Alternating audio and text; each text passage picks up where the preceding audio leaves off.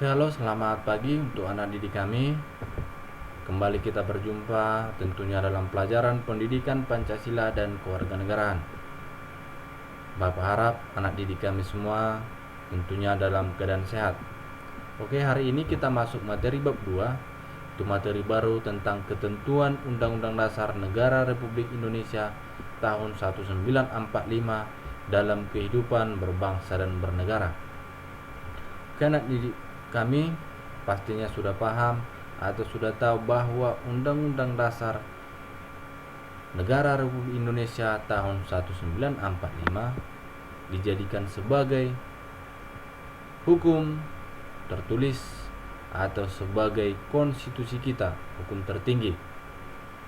Jadi dalam konstitusi atau undang-undang dasar ini dibahas baik itu tentang dasar negara, mengenai lembaga negara dan tugas-tugas lembaga negara, dan juga dan lain sebagainya, baik itu dalam kehidupan berbangsa dan bernegara.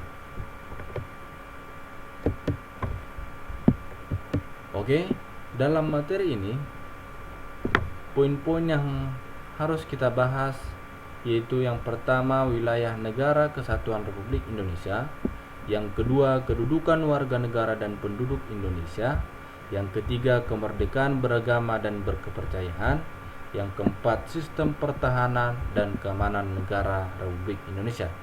Oke, untuk hari ini yang kita bahas adalah poin yang pertama, wilayah negara kesatuan Republik Indonesia. Oke, sebelum kita lebih jauh ke materi ini, jika ada pertanyaan, bisa nggak negara terbentuk tanpa adanya wilayah? Pastinya jawabannya tidak. Karena syarat mutlak terbentuknya suatu negara yaitu terutama harus ada wilayahnya, yang kedua harus ada rakyat, dan yang ketiga harus ada pemerintah, yang terakhir harus ada pengakuan dari negara lain. Jadi jika berdirinya suatu negara dan diakui, pastinya harus ada wilayah baru negara tersebut bisa berdiri.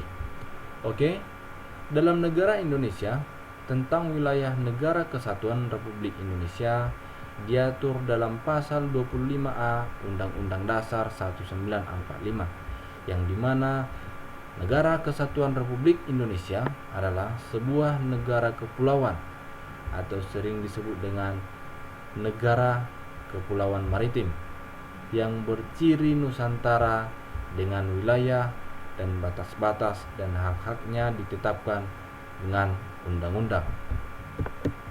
Oke, wilayah negara diartikan daerah atau lingkungan yang menunjukkan batas-batas suatu negara di mana dalam wilayah tersebut negara dapat melaksanakan kekuasaannya menjadi tempat berlindung bagi rakyat sekaligus sebagai tempat untuk mengorganisir dan menyelenggarakan pemerintahannya.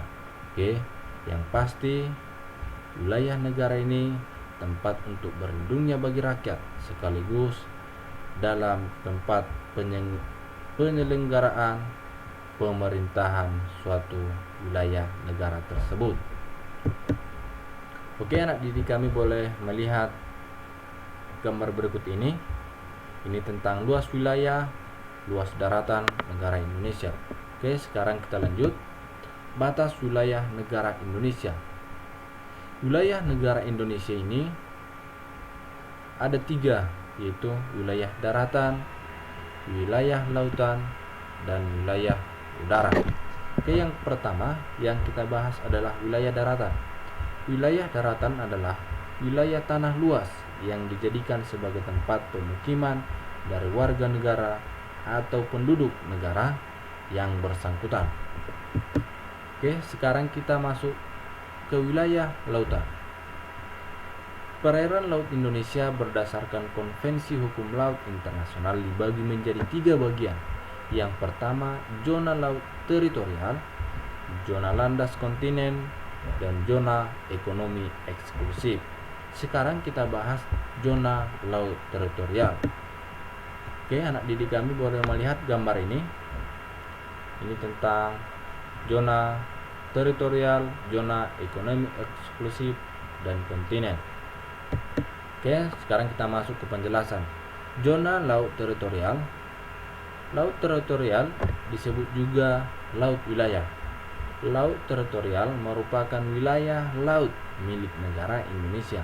Negara mempunyai kedaulatan penuh atasnya.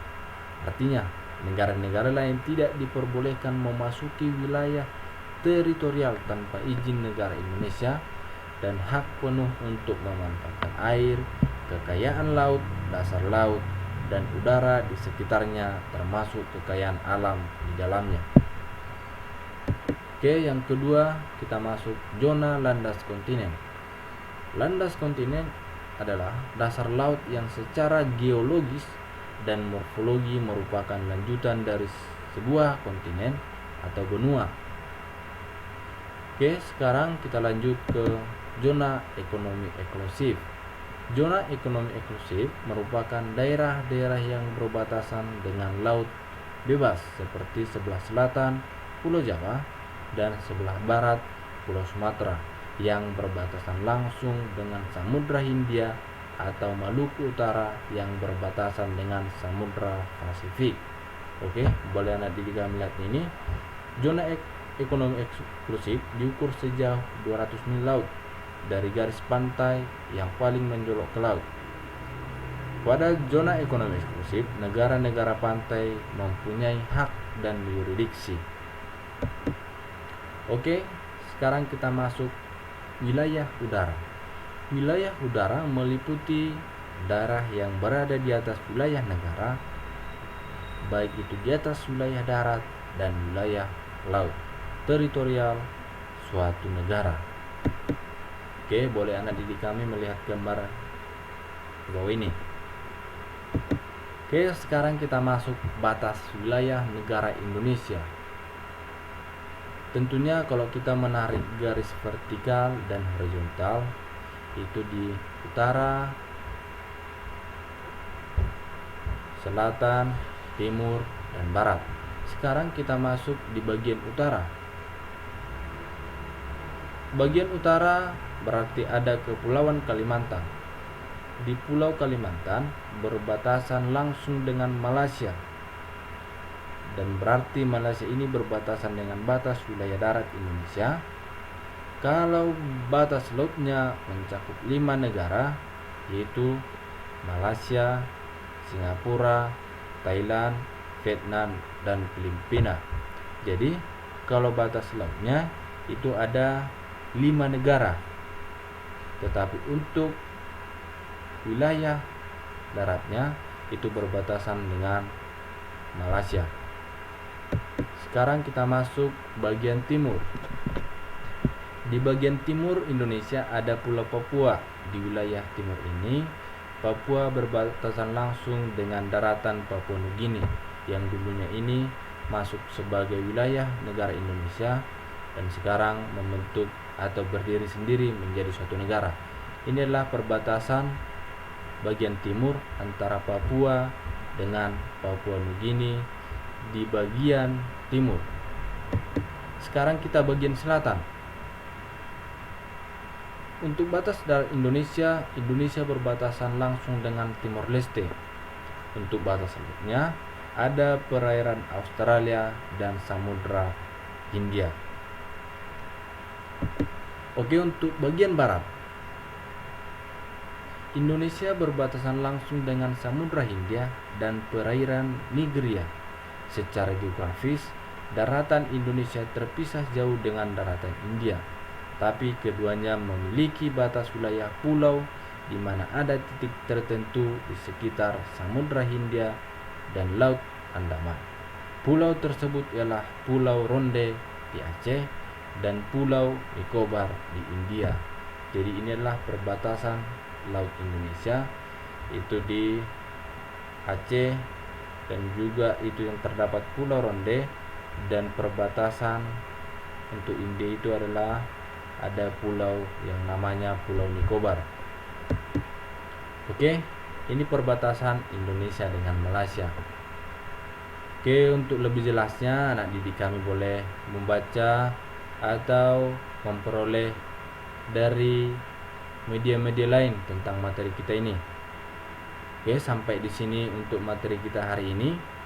Jika ada yang kurang paham atau kurang jelas, anak didik kami boleh mengirimkan pertanyaan dalam kolom komentar. Sekian untuk pertemuan kita hari ini. Selamat pagi.